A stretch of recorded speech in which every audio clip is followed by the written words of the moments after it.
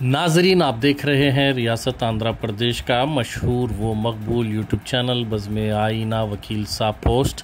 सैयद कुदरतुल्लाह कादरी वकील साहब फिर एक नए पोस्ट के साथ आपके रूबरू हाजिर है। आज की अहम खबर ये है कि आज सीनियर तेलुगुदेशम पार्टी कायद व सीनियर एडवोकेट शेख जहांगीर ने टीजी भरत टीडीपी कैंडिडेट के नमाज के मसले को लेकर एक प्रेस मीट रखी थी, जिसमें उन्होंने किसी का नाम लिए बग़ैर एक कमेंट किया था, उनका रिएक्शन दिया था। उस पर रिएक्शन जो है शेख महबूब बादशाह ने दिया है।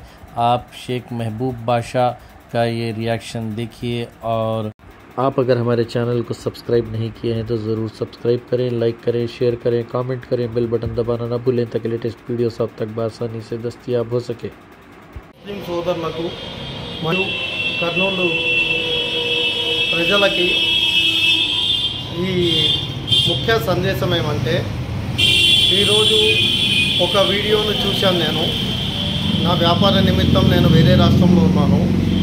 నిన్నటి దినం టీజీ భరత్ ఈద్గాలో కుర్చీ పైన కూర్చొని నవాజ్ చేశారు అనే ఒక సందేశం ఇచ్చినామనే ఉద్దేశంతో ఈరోజు తెలుగుదేశం పార్టీ కండువాలు కప్పుకున్న జహాంగీర్ అనే వ్యక్తి ఒక తప్పుడు సమాచారంతో ఒక వీడియో రిలీజ్ చేశారు.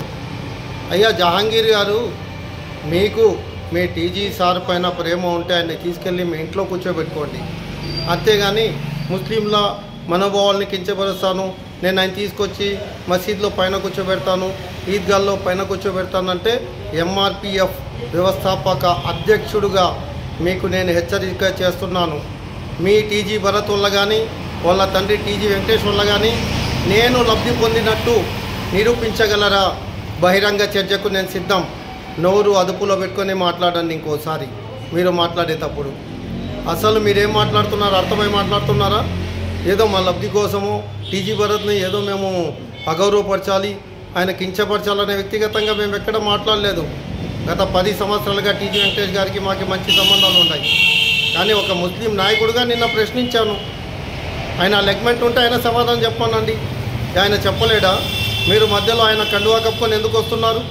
మీ పార్టీ తొత్తులు మీరు, నేను కాదు. ఏదో ఒక పార్టీకి లబ్ధి చేయాలనే ఉద్దేశం మీకుంది.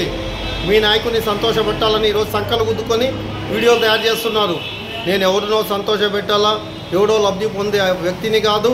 అలాంటి ఆలోచన లేదు మీకు కానీ, మీ టీజీ భరత్కి కానీ, టీజీ వెంకటేష్కి కానీ దమ్ము ధైర్యం ఉంటే నేను వాళ్ళ ద్వారా లబ్ధి పొందినట్టు ఎక్కడన్నా నిరూపించగలిగితే నేను బహిరంగ చర్చకు సిద్ధం. మీరు సిద్ధమా? ఈరోజు నేను ఈ మీడియా ముఖంగా ప్రశ్నిస్తున్నాను.